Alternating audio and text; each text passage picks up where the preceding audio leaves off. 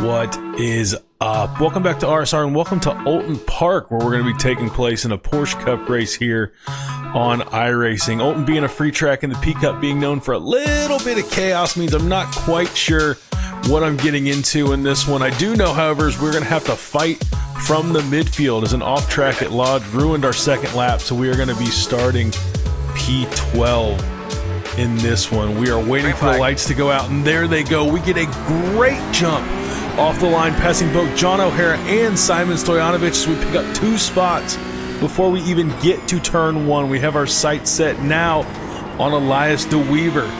He's the man in front of us as we go into Cascades for the first time. I'm going to take a look down the inside here, get a little bit of a lockup. He does see us. We're able to tuck it in down on the curb, and we are going to tuck in as we head in to the hairpin for the first time. A really great start for us there. Very, very happy with picking up a couple spots as we try and get through the field as we go into Shell Oil Corner for the first time. John O'Hara, where are you going? He outbreaks himself. A huge dive bomb going into the hairpin. We are able to move at the last second. I saw him off to my right. We are able to get out of the way and continue on down the road as we get to the chicane here for the first lap at Oulton Park. A scary, scary way to finish the first half of the lap. And it looks like Lucas Krinsky has gone off as he is going to do a rejoin down the road here. Now let's take a look back at that start. We have been known to get some great starts in the PCup, and this one is no different. This might be the best one that we've gotten, picking up 2 spots before we get to turn 1. I thought I might have had a chance to give Elias a go going into the hairpin. Probably a little bit of an ambitious move. I'm happy that he saw it, and we were able to both continue on down the road. Speaking of ambitious moves, I do not know what John O'Hara was doing here.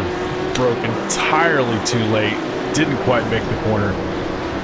Almost took me out in the process. As you see from his hood cam, there was just nowhere to go. That was not going to work out, and I'm glad we were able to keep moving on down the road as we move on to lap 2 here. We're going to be following Francesco Favetta down to Shell Oil Corner, and this is going to be a spot where there again is going to be a lot of action. As you can see up in the top right of the screen, Matthias Pascal goes off. A safe rejoin from him, but he is going to get railroaded by the 4 cars behind as we go down clear towards Hislops for the second time here.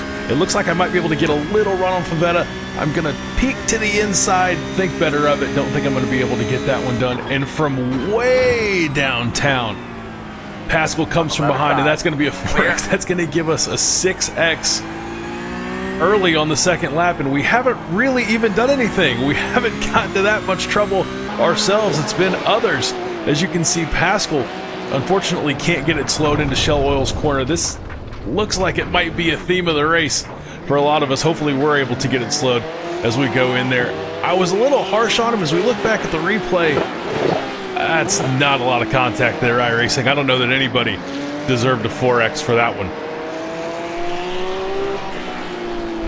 As we move forward here to lap 4, again, I've got Matthias Pascal coming up behind me as we leave Shell Oil Corner, going down into Hislops.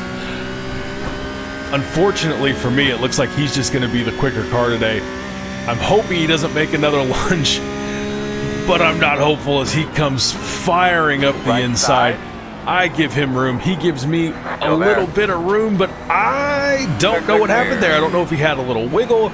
I don't know if he didn't feel comfortable with how much room I was giving him. I don't know, but he goes off track, and that gives Bruno Machado an opportunity to come up our right side. He is going to think better of it and tuck in as we go through Druids here towards Lodge, but unfortunately I am going to go off. I lose it on the outside, and 100% a mistake by me. I've got to give him the inside line here. And it looks like we have another car off, Francesco Favetta, who we just were battling with on lap 3.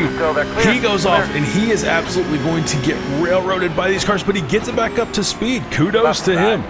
Gets it back up to speed as we go through Old Hall. Another chaotic sequence here on lap 4. First, let's take a look back at that move by Pascal. I think he would have had it done.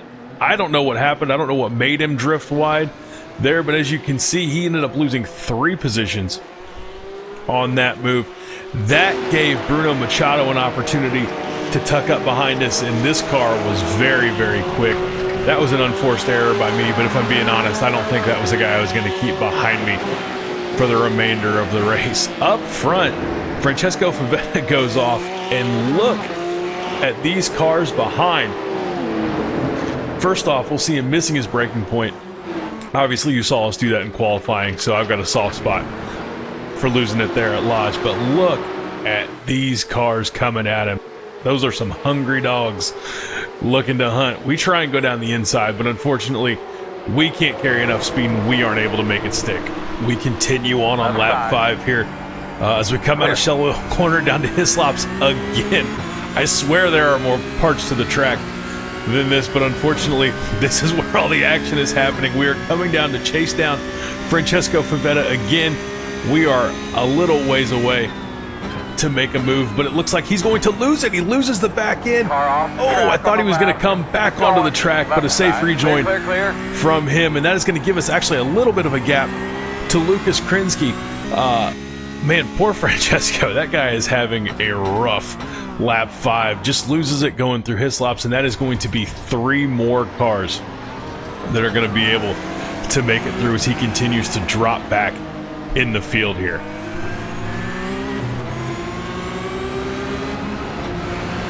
We're going to pick it back up on lap 6 as we're heading down to Island Bend and then back to Shell Oil's Corner. You can see Lucas Krinsky behind us, but up ahead there's another issue.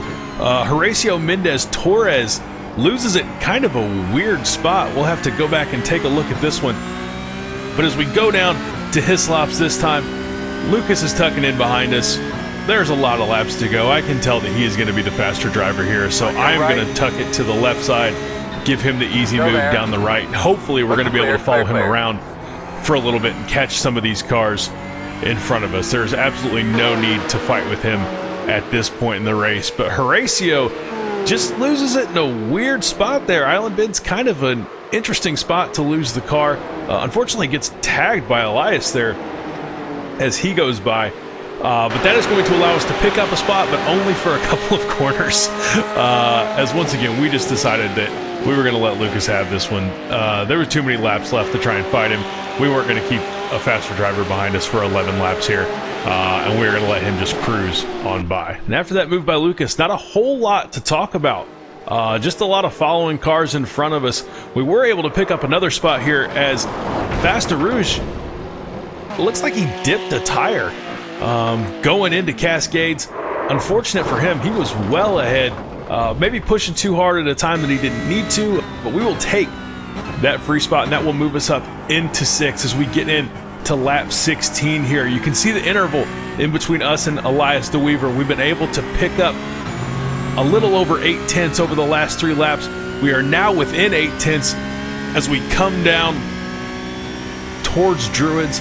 I think we might be able to make a little bit of a run. This is a corner that I am pretty strong in. As we come down the logs, this is the corner I'm not very strong in, but if I can get a good exit here, possibly tuck in, I can. We are not going to be able to do that as we make the exact same mistake that we made in qualifying. We outbrake ourselves going into Lodge Corner. If I never saw Lodge Corner again, I think I would be happy at this point. I've never been able to figure out that corner. Was not able to figure it out in this race. It cost me in qualifying, and unfortunately it cost me here at the end. As we come down towards the checkered flag, we were able to cut a little bit of time out of Elias, but it was just too much time to make up in 1 lap. All in all, a P6, pretty happy with that one. Added 52 to the I rating, lost a little bit of safety rating from all that chaos there at the beginning, but what are you going to do? Hope you guys enjoyed this one. If you did, leave a like, and we will catch you on the next one. See you!